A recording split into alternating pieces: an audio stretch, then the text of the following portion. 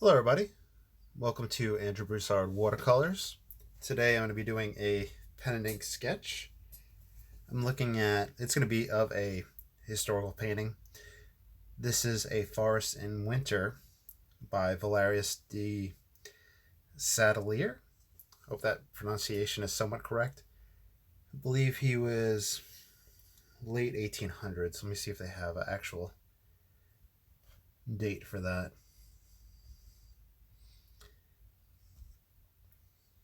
I don't think it pops up.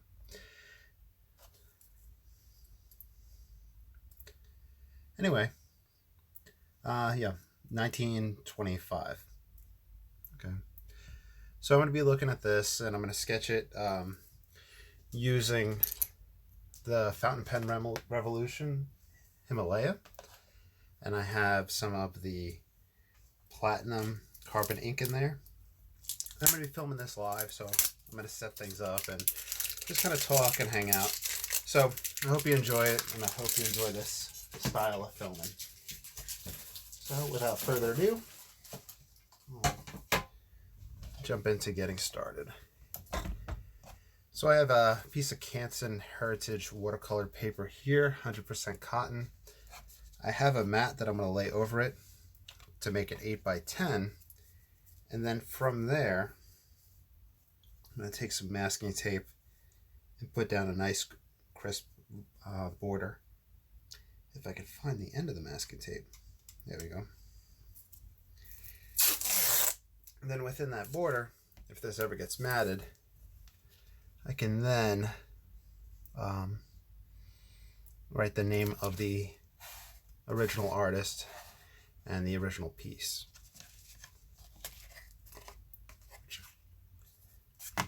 I like to do whenever I'm doing any sketches and any studies of anything historical.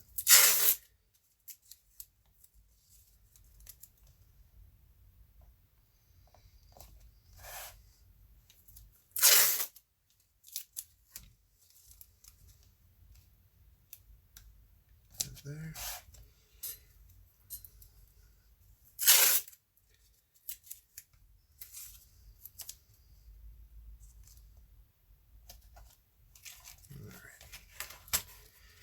That should be good.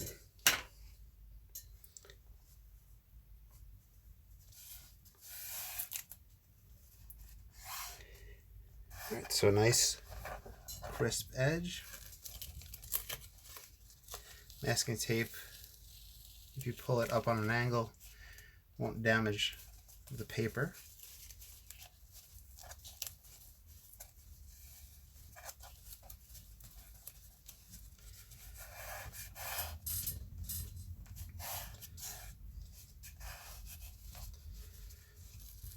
Okay, let's get our clips on there.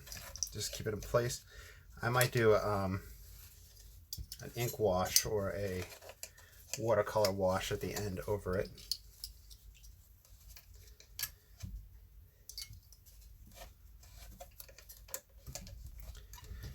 There we go.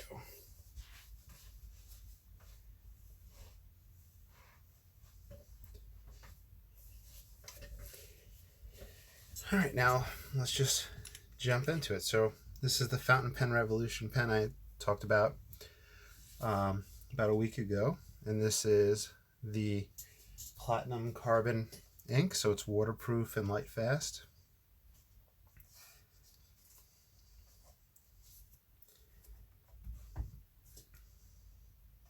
I haven't sketched in a while.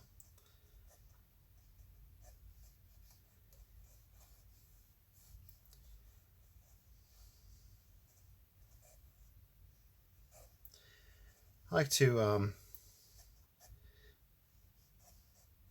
kind of work overall whenever I'm sketching and not just sit in one area, and that helps me put everything in perspective and make sure everything's in it and I don't run out of room. Unfortunately, being left-handed, I can smear, but one artist that I had watched, it said, listen, if you're left-handed, just work from right to left.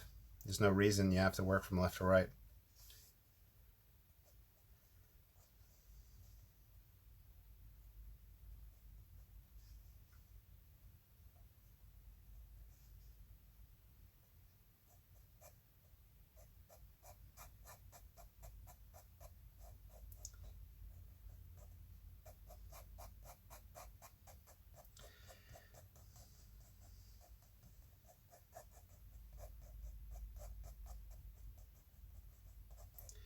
Usually I use the Legion drawing paper, the Stonehenge drawing 100% cotton.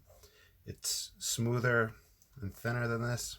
I believe it's about 90-pound paper. But I just had the bug to draw, and I don't think I have any paper. Well, I do have it, but I wasn't wanting to spend the time to tear a piece. So I just grabbed this Canson, and the Canson feels very nice.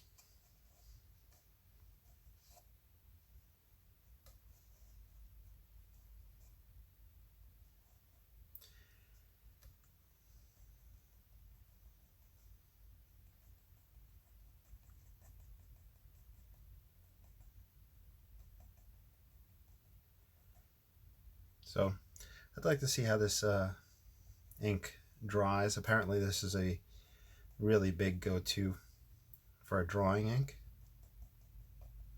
especially with fountain pens due to its light fastness and waterproof properties. Usually I use Noodler's Heart of Darkness for a few reasons. Noodler's comes in like a 3-ounce bottle. I think it's 3 ounces for about the same price that this one comes. And this one comes in, maybe it's a 60-ounce bottle. And the Heart of Darkness comes with the eyedropper pen, the free one.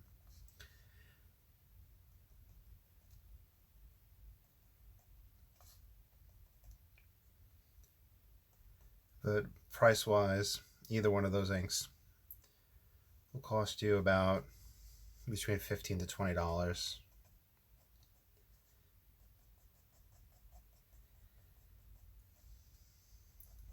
I think my go-to site when I was buying ink, I don't really need to buy much ink at the moment, was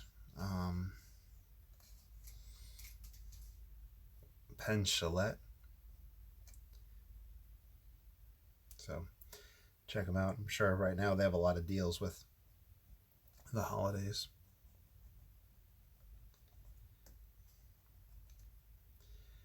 This tree group is interesting in the painting,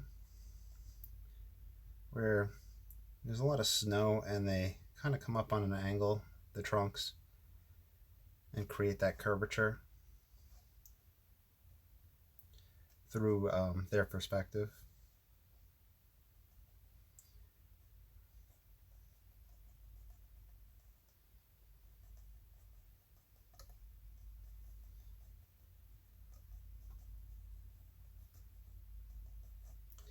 And this artist's work is nice and moody, which I like. But my first, I think, ever really hearing of him. And I would say he's probably like, you could probably classify him in the tonalist movement. But being tonalist and just being 1925, I think he was Dutch or something. You could tell just like a big influence of the Asian woodcuts and the Asian approach to little trees and whatnot and hills in the background. So it's very interesting seeing that, and then kind of that the moodiness is due to a uniform wash, kind of a uniform wash. So it really does seem Japanese woodcutty, or Chinese, Japanese pen and ink.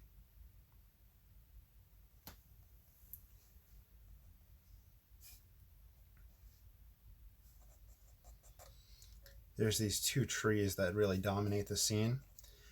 And this one tree sits right off of the center.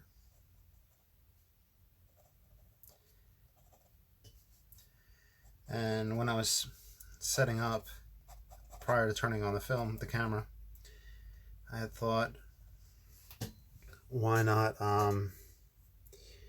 use a brush and brush some of these thicker parts in. But I figured I'd just play around with the pen itself, just so we could kind of see drying times with areas of heavily inked with the pen.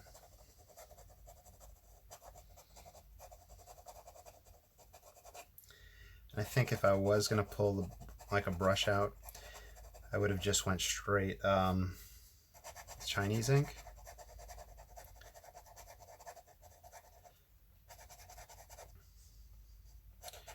Just because the platinum ink is kind of on the little bit more expensive side, like I'd mentioned, due to its quantity.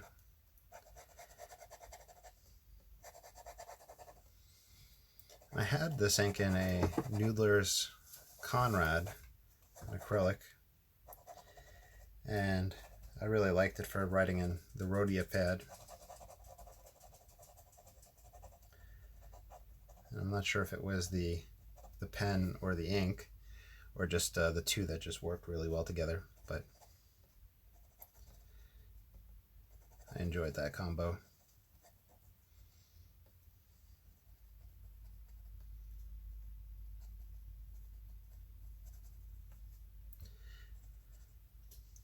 By the way, this painting I had seen shared on the Facebook group, The Golden Age of Painting and Drawing, or The Golden Age of Illustration. It's one of those type of things. If you start typing that in, I'm sure it'll pop up as an option, and it has maybe 1850s to 1950s. Like, it also has a time frame.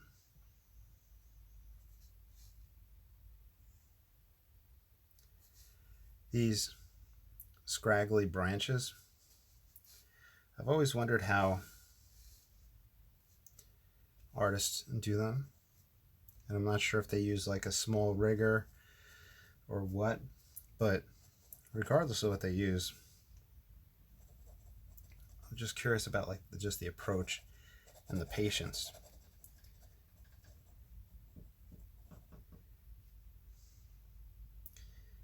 Because there was a watercolor painting we had done on this channel, and it was like Caspar Frederick or something, probably 1820s-ish, and it was the church cemetery, the funeral procession, and his trees had that same straggly quality to them. James, please stop.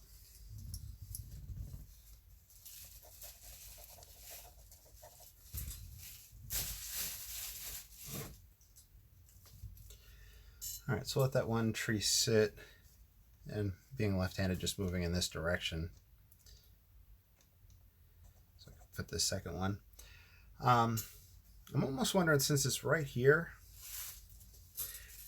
and this is a good thing about these drawings, you start to see little things, you start spending more time looking at it. And I'm wondering if this one is a little bit more from that center axis,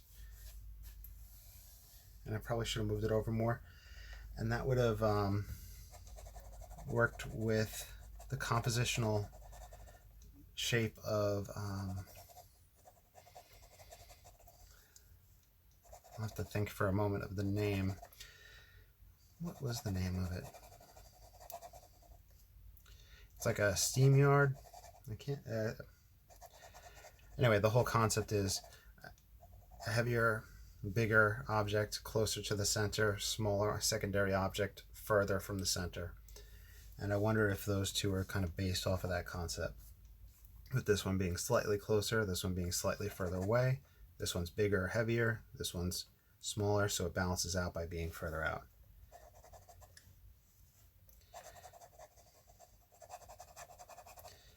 Alright, so this nib, it's a wet writer. So far we haven't had any issues with it. Kind of do get the feeling that I'm going to have to re-ink at some point. The reason being is I had inked it up for the review, and then after that, considering that it lays down quite a bit of ink, it'll probably run low. We'll see. And as I had mentioned in the review of this pen, it's eyedropperable. It's not eyedroppered right now. That's where the whole pen can just be filled up the barrel with an eyedropper of ink, and that really increases the quantity, which is good from the art standpoint. I just have had a hard time committing a large quantity of ink of the platinum to eyedroppering. In fact, I have a few of the Noodler's eyedropper pens, the Charlie pens, and this order came with a free Fountain Pen Revolution eyedropper pen that I considered filling up with it, but we'll wait and see. That'll be for down the line.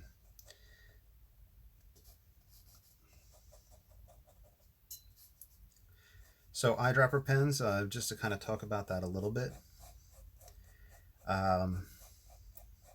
You don't want the pen to be, the body to be metal, because it could rust in that case.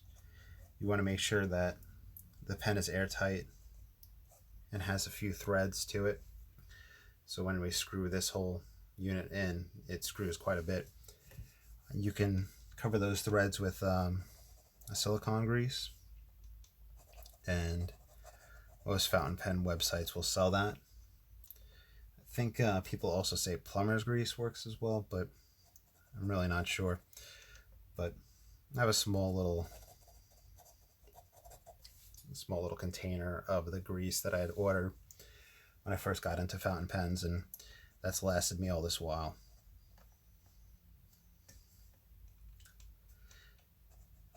Anyway, so yeah, so the eyedropper pens, they do hold a lot more.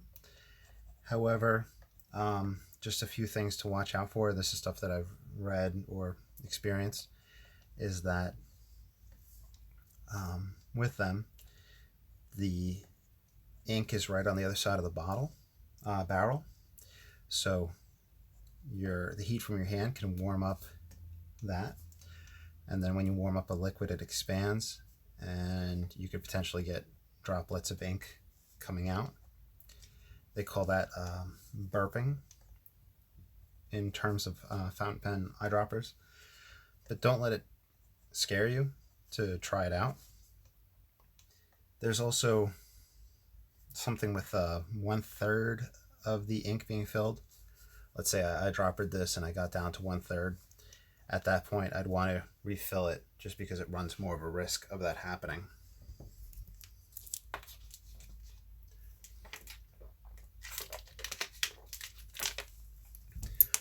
But yeah, when I first got into fountain pens, I had the Noodler's inks, and they came with the free fountain pen. And as you probably know, with art supplies, it's fantastic. So much fun getting art supplies, playing around with different things. And I really enjoyed the Noodler's Charlie pen. And I then researched that and came across the Platinum Preppy fountain pen, which was, it took a cartridge, or it was eyedropper conversion. That's about a $3-4 pen. I had a few of those, which I had a few barrels crack on me, some parts crack. I don't think I had screwed it too tight. I just think that, maybe being in my backpack, in my bag, it had cracked. And that was something that people had talked about. Also, So I wound up giving those pens out to my my students in my math and physics classes, the ones that were asking about fountain pens. I have videos on there about on YouTube about giving pens out to students and setting up a refill station. And people sent different Jinhao pens from all throughout the world for my students. It was a really cool experience. Anyway, I guess while I sketch, if you don't mind me just blabbing, I then moved on to the Pilot Metropolitan. So I was researching fountain pens. Pilot Metropolitans and the Noodler's pens, the Noodlers, Conrads, and the Ahabs. The Conrads and the Ahabs for the art aspect, because coming with the Noodler's inks, the different inks that were light, fast, and waterproof, that was a big thing for me, for creating art and whatnot. So I looked at those, and I had the pilots for writing. And then from there, I was on a fountain pen page, I think it was a Facebook page, and a gentleman had listed some fountain pens for sale. And it was a town that it said the town was Carencro, which was still there, about 40 minutes from me. And I was like, oh wow. So I messaged the guy and I was like, oh wow, I'm really close to you. And we started talking. Now we became buddies. He's a teacher as well. And I picked up my first vintage fountain pens from him, which vintage fountain pens is a whole new element. It's a fun hobby of restoration and collection and whatnot.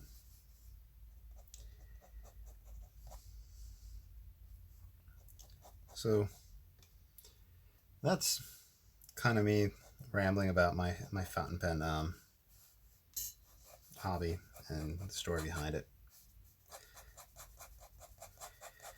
Then up on YouTube, I have time lapses and sketches using mainly the Charlie fountain pen, the Noodlers, which is that eyedropper, and they're sketches of historical painters. Got some big old trees here. As you can see, dropping from this line to this line right here, being further back in the picture plane, the distance between these two are smaller, and that's creating a linear perspective as we recede back into the picture plane. So little things like that are what's beneficial about sketching master paintings, to learn those things and help you carry it over into your own paintings.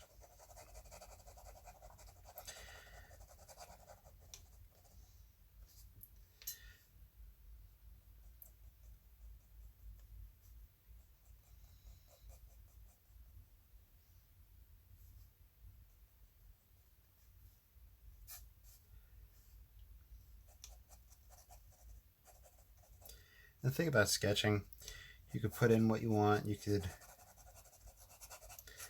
leave out what you want. It really does help create your own sense of style.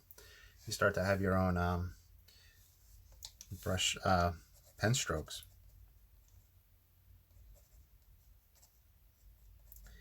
There's a series of marks that I like to do for representing different things.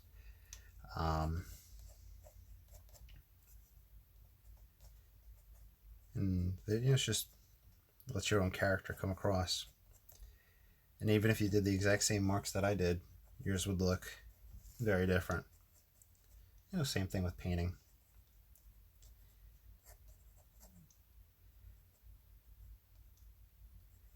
And of course, there's people out there that can paint exact copies, and those people are absolute masters.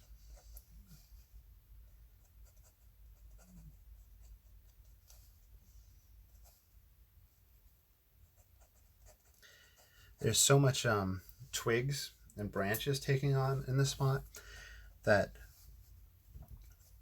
I have to be careful, and I'll explain what I mean by that. For myself, I'm not a tedious person. I'm not meticulous when it comes to sketching. I'll hit a point where I know that I'll start rushing, or I'll start moving in a different manner than I did when I first approached it. So if I had sat here in this one spot, let's say spending an hour on these trees, and if I was in the same session and I went over here to create these trees, just because of that, I guess it's kind of, I don't know if you would use the word exhaustion, but there's the lack of stamina with the drawing. Maybe that's the correct word for that. Due to the lack of stamina, I would change my approach, and it wouldn't be a uniform approach all throughout.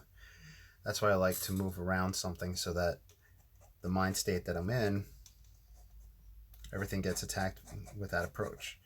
And then if I am losing stamina, everything else gets attacked with the next approach, if that makes sense. But you learn about yourself, and you learn what you're capable of doing. You learn when to push yourself. If you sketch for a few days, there's a point over the summer where I dedicated a lot of time to studying. I think there's a couple of Hermann Herzogs that I had sketched, and I noticed my stamina increasing. So if you sketch frequently, you can have that effect. You can increase that.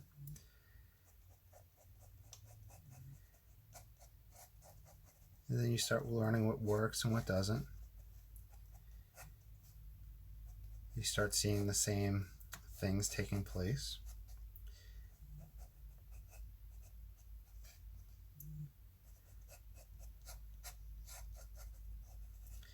It's a good thing to have.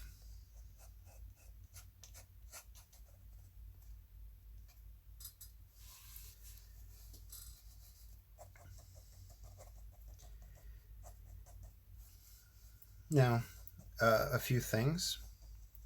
Okay, and this is just demonstrating a little different hooking motion with it. If you want foliage, you can get that in there.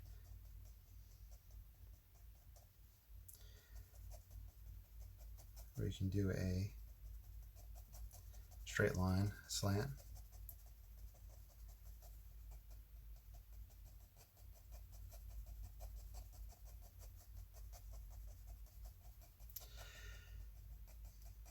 One thing you want to be careful of is that you can learn a lot from copying.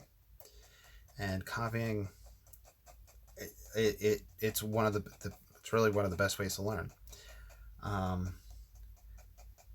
But looking at different artwork and looking at the different approaches, etc., sometimes it's very easy to get lost and feel like you lose your style. I think that might be common for a lot of artists. So I guess don't be wary of that, but be wary that, you know, don't worry too much about it. I'm not sure where I was really going with that one. I'm sorry. Maybe along the idea that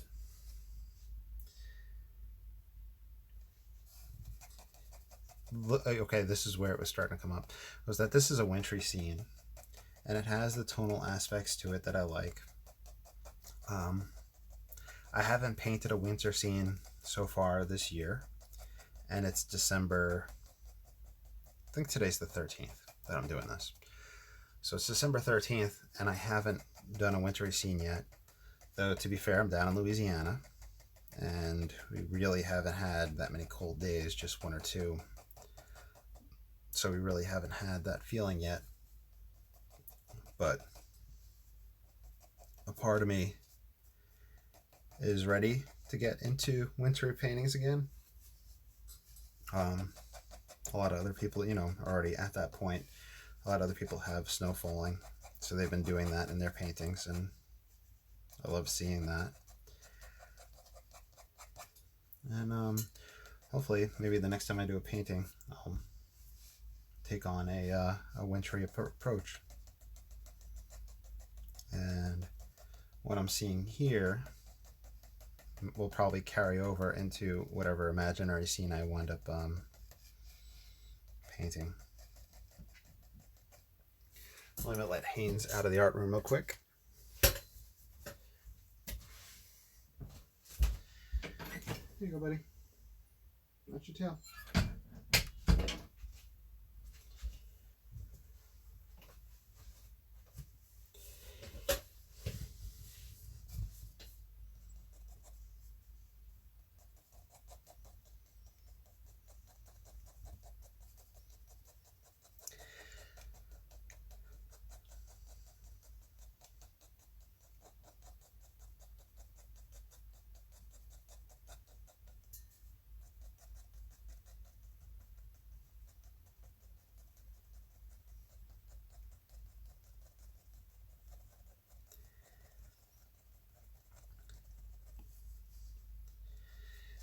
The big thing about ink and watercolor is the whole drawing shift. And I talk about that a lot in paintings with watercolor. That because of the wetness, it'll appear darker and then it'll dry lighter. And preparing for that and knowing that, is a big thing. Just think about the best analogy that I always use is the wet cement. If you go outside and the cement's wet, it looks darker, and then when it dries, it looks lighter. It's because the light's being refracted through, and that's what's causing that. And different pigments, you could read about this if you want to go down the rabbit hole of it on the website handprint.com, where he has all the different brands of watercolor listed and the different pigments and the percent drying shift and all this stuff. But if that interests you, it's very easy to get bogged down on that end of things, though.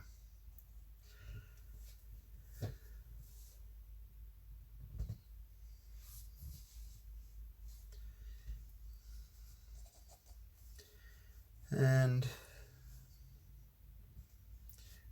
along that line of thinking, when I was doing my alternative certification for teaching, and I teach, I think I mentioned it plenty of times, I teach math and physics.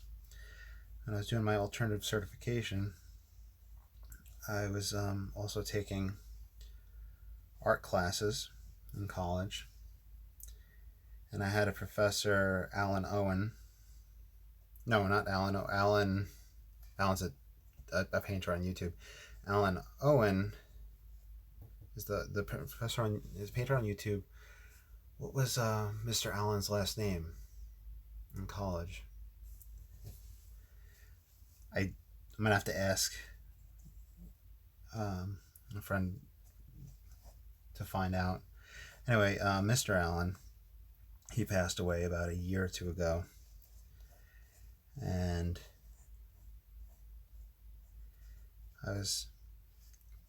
he had the drawing 2 class he taught at UL, and he taught the painting classes, so I had them for that.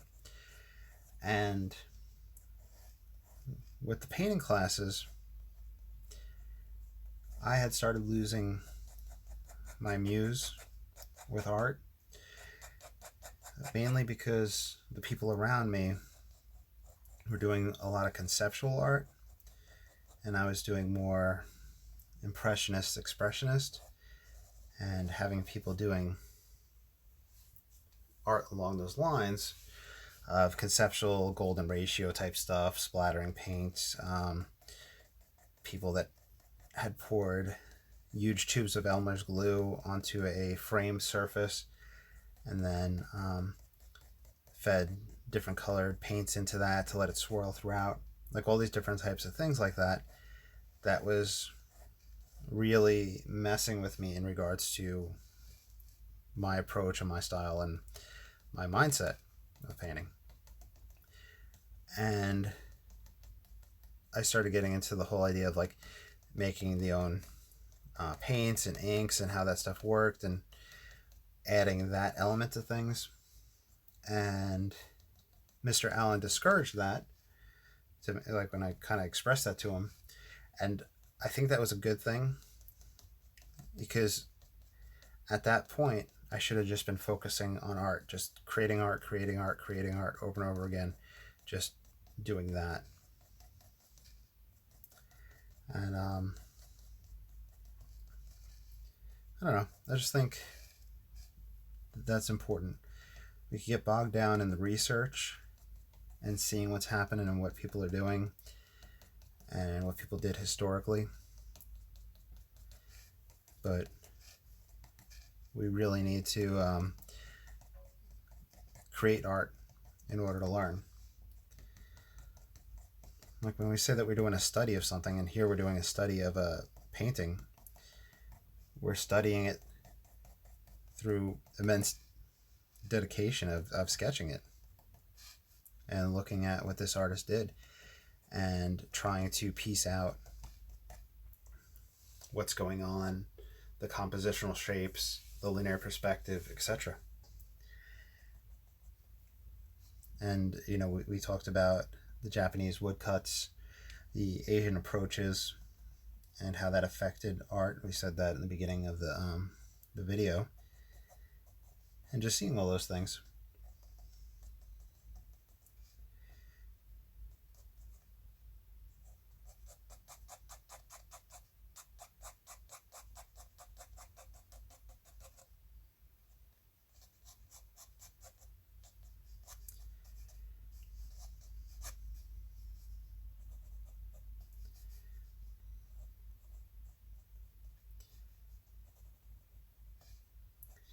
There's these like weird little holes around these trees in the snow. I guess it must be created from the wind, where the wind would be blowing in this direction and then the trunk would block some of that snow from piling up behind it. That's what looks to be happening. Even though unfortunately mine are reading a little bit of shadows. Very, yeah. What he has is a little cut down like that. We have the ice right here, which has that smooth edge.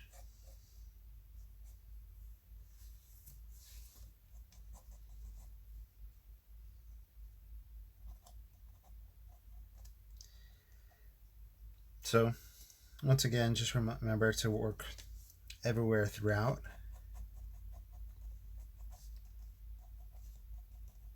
So that you develop the scene all together.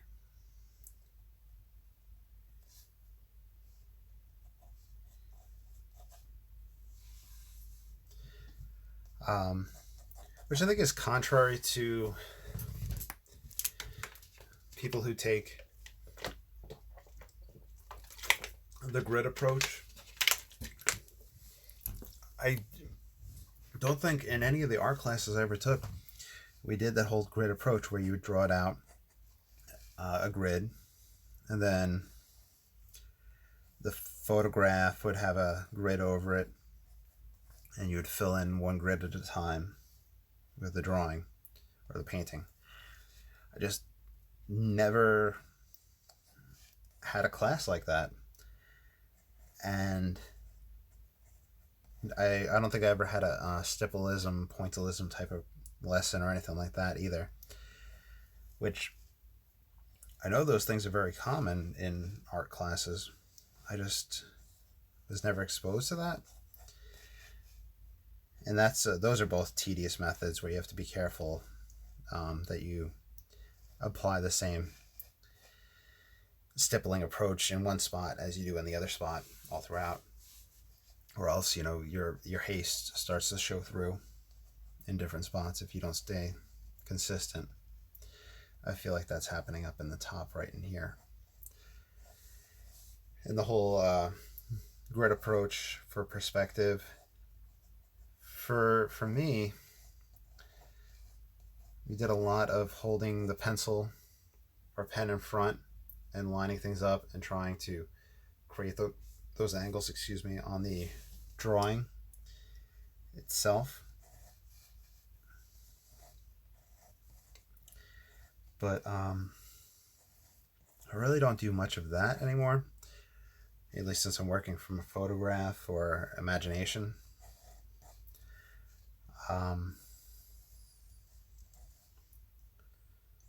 What else? If I'm drawing a person, so if I'm sketching or something like that, where I find perspective is, perspective's like super important when you're doing a person with figure. Like that's, if you want to learn perspective and proportion, those are great things to do as figures. And I have mentioned it before. I once heard somebody say, with a tree limb, you could do a tree limb a foot or two down and off from where it really is, and it's going to look fine. But if you do an eye half an inch off or 1/4 of an inch off, it's going to look wrong. So perspective is just super important with anatomy. Anywho, so that's a good way to do that. And I usually wind up just doing like kind of an angular method, like looking from here to here, the angle. But looking at the original drawing, the angle's sharper.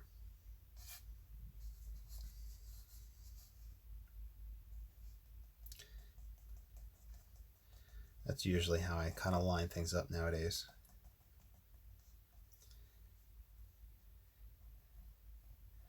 I had a subscription to David LaFell's service videos. And he had a lot of great stuff. I really loved watching it. Just really couldn't afford to keep up with it. And he had a good point that there's really no need to measure and do all that stuff, mainly because you're constantly shifting your distance from the model or what you're working with. So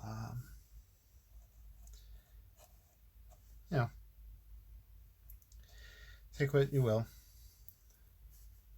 Just start drawing if you're watching this. Just hopefully this inspires you to draw, even if you don't like this drawing.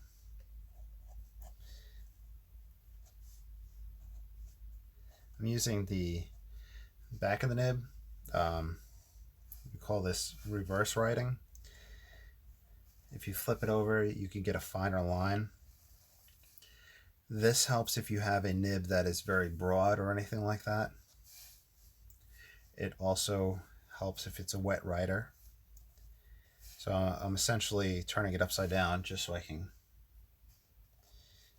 get a different line mark. Here, that's upside down. This is, it's up.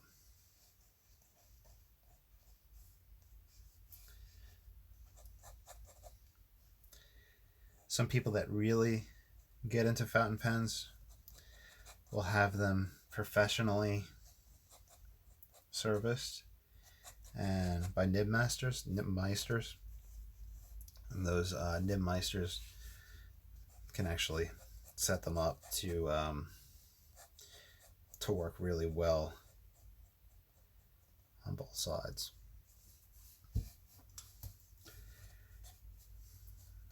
So at this point, it may not seem like much is changing. I'm just building up the densities of these marks, looking for little elements that I maybe missed that I want to add.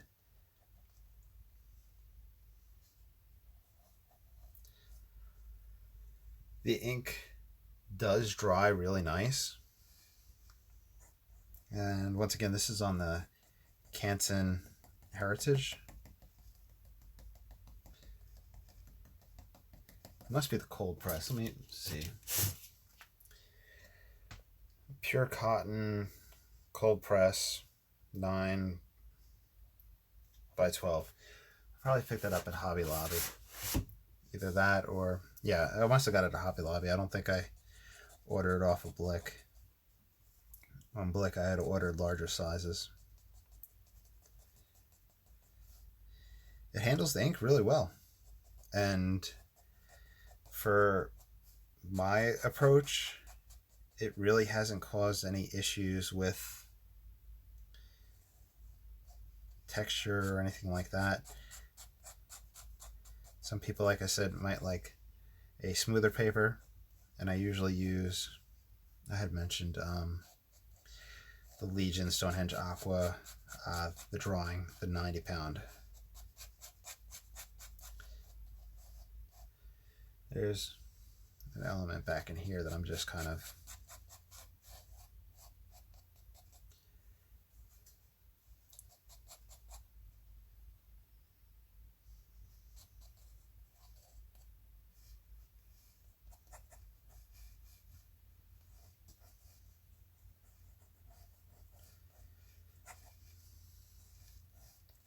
now I'm thinking, and I don't know if I mentioned in the beginning, how this painting is like a woodcut and has that overall tonality to it. I'm thinking about either doing a wash of ink or a wash of watercolor. It has a brownish tint to it, so I'm thinking raw sienna, maybe a raw umber would be a nice wash.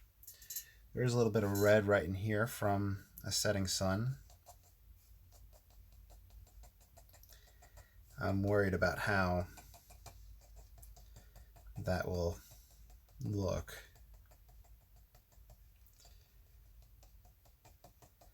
I'm also curious how, like, washing over ink will often kind of seem like it mutes the ink a little bit.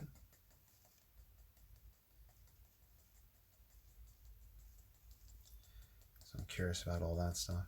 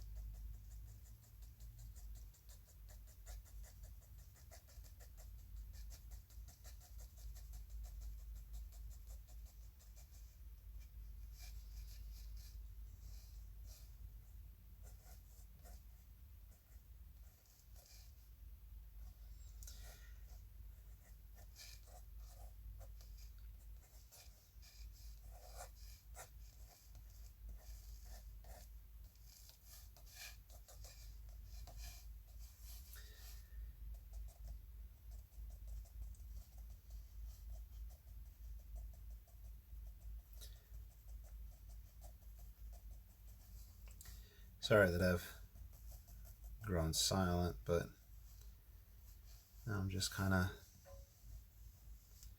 playing around and thinking.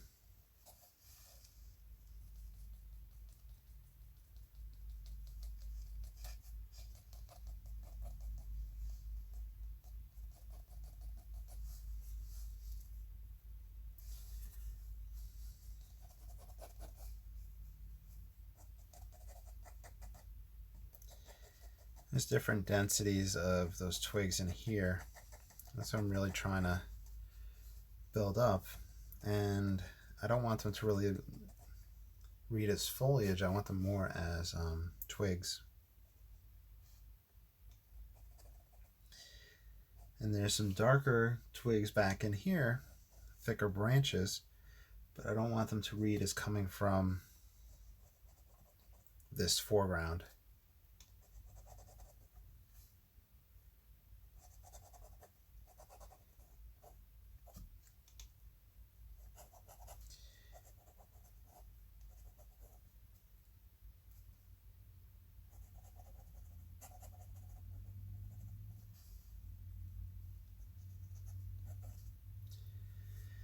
Okay.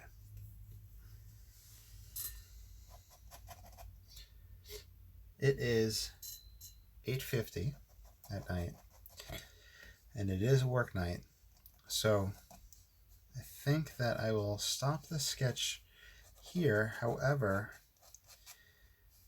we'll move on to the wash.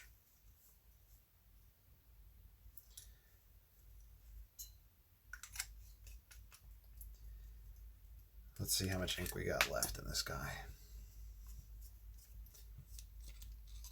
Oh yeah, about tapped out.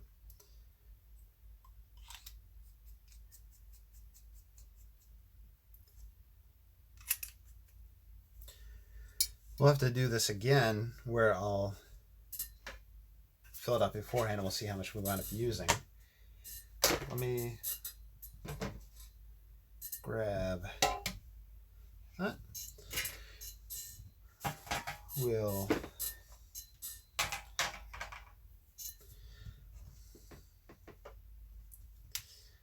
use the squirrel mop for this. I'm going to hit this with the blow dryer.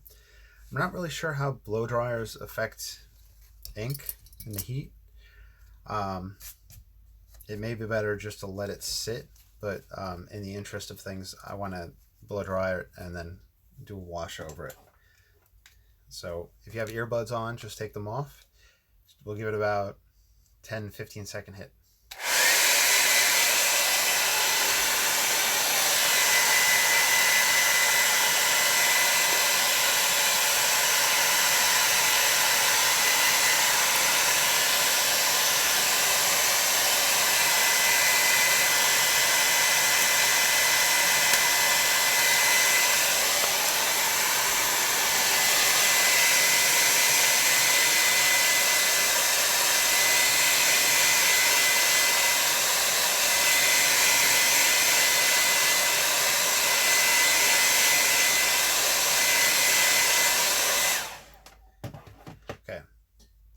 Now, this is where we kind of make or break it, where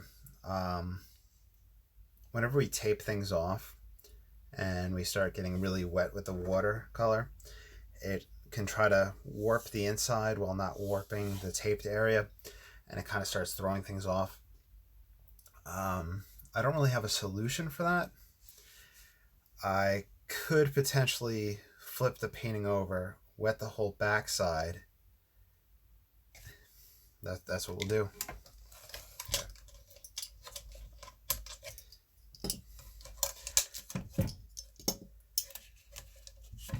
Okay, so the painting's upside down.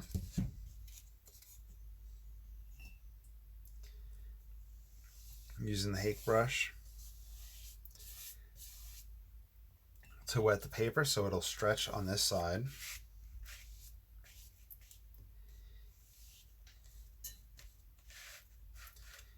And then hopefully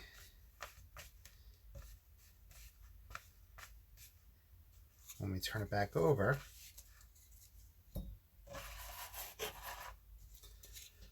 I know some people wet both sides and lay it on a flat surface to paint, and that wet back on the flat surface will kind of help.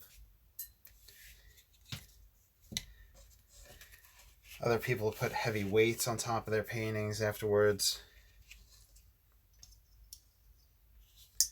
So we'll see what happens here.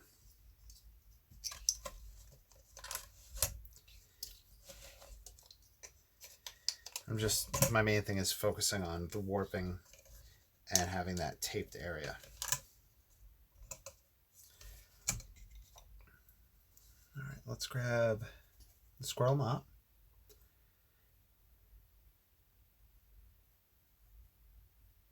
This is yellow ochre. I think a sepia or sepia would be nice. The raw sienna, the yellow ochre, the raw umber, all of those things would give that moody feel to this. If I can find my brown umber, I'll go with that. Raw umber, I'll go with that. Yellow ochre, raw umber.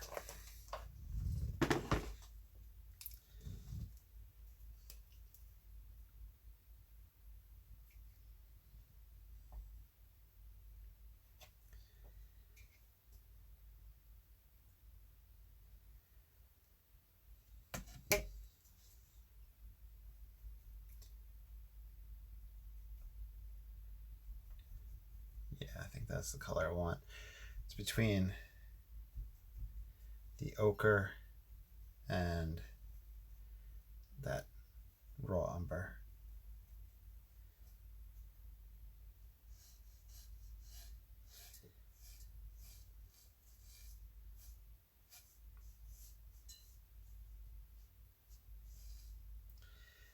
I'm not going to let too much paint pool around the tape, because I really don't want it to travel underneath and ruin that nice crisp line. A little bit of yellow ochre. I'm going to dry brush. Doesn't seem to be smearing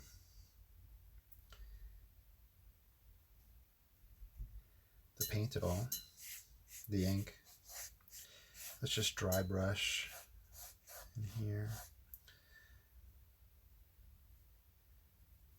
A little bit of burnt umber.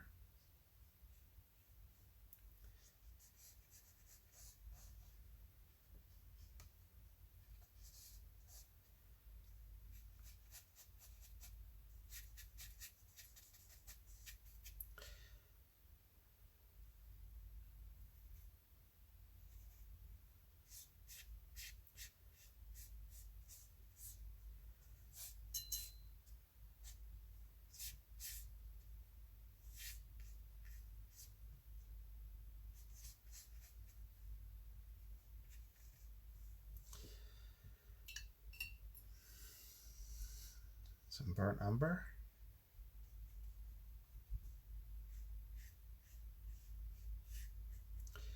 You might be able to see that it's buckling some right now, so it's causing a little bit of issues.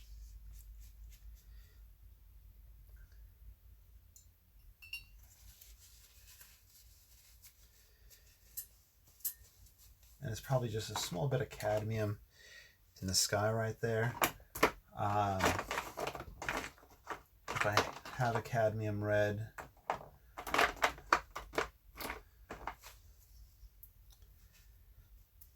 we can use that, or we can use a little bit of this permanent red. I just dipped it right in the tube because I don't even want to pour it out. Just put it right in there. That's good. I just stuck the brush tip literally right in there. Trying to grab a little bit more burnt umber. Darken up that sky.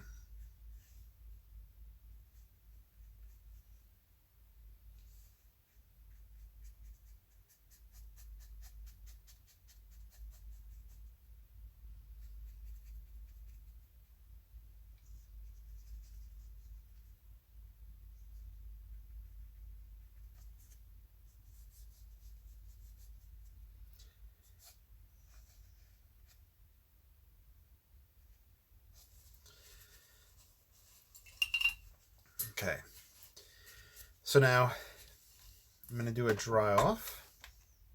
So if you have earbuds on, watch your ears. Okay,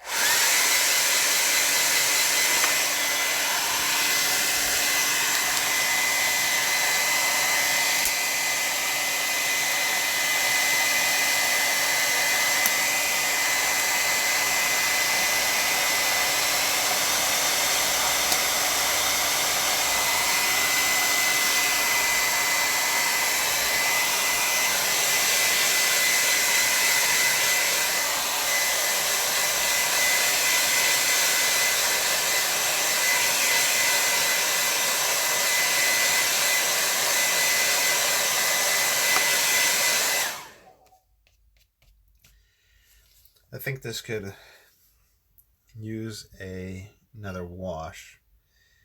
Here's the yellow ochre. Hopefully it's not too strong. Round it up into it.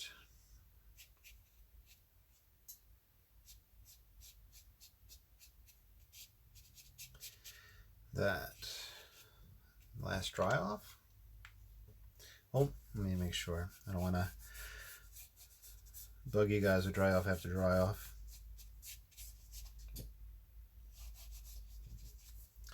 All right, there you go. Ooh.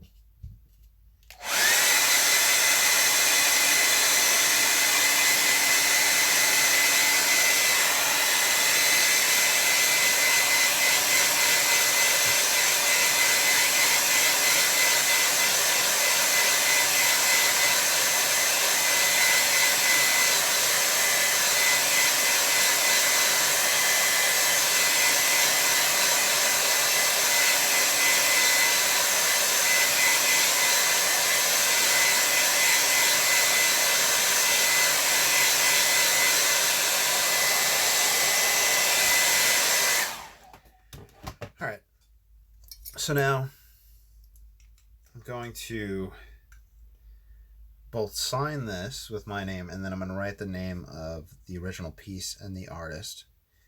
So he had signed down in here.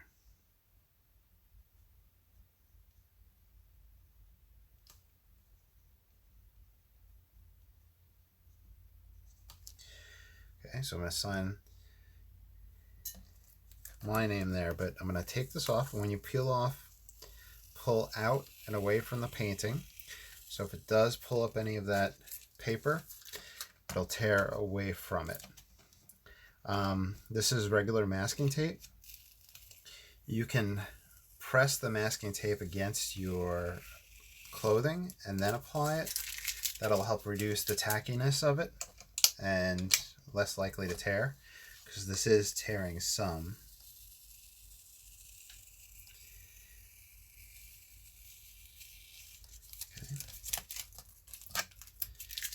Way.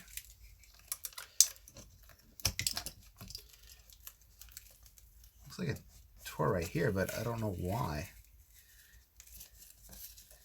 Oh, the initial pulling. Yeah, so you might be able to see a little bit of the damage from this. Sometimes it happens, sometimes it doesn't. Just be very careful of that last step. It'd be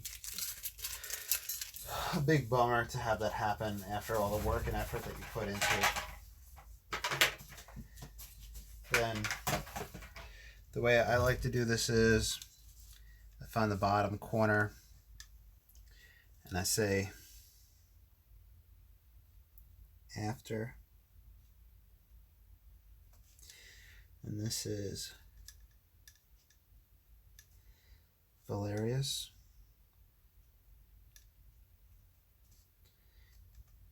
D Saendeleer,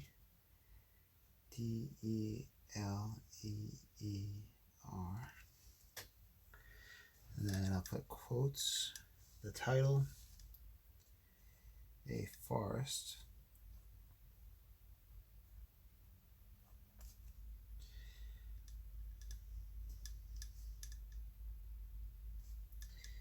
in winter.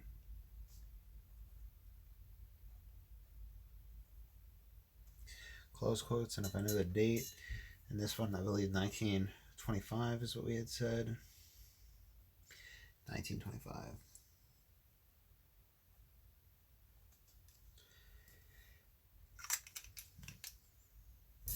Okay, so we're giving credit where credit is due, just in case this ever changes hands. I'm going to pull this off. It's about time to pull out some new mats to show around these. But here is the finished work. So once again, this is a Fountain Pen Revolution pen with platinum carbon ink. It's after Valerius de Saendeleer. And then on top of that, we did a wash with the raw umber, burnt umber, yellow ochre, and a smidgen of permanent red. So I hope you enjoyed. Please like, subscribe, follow, and I will talk to you all soon. Have a great day.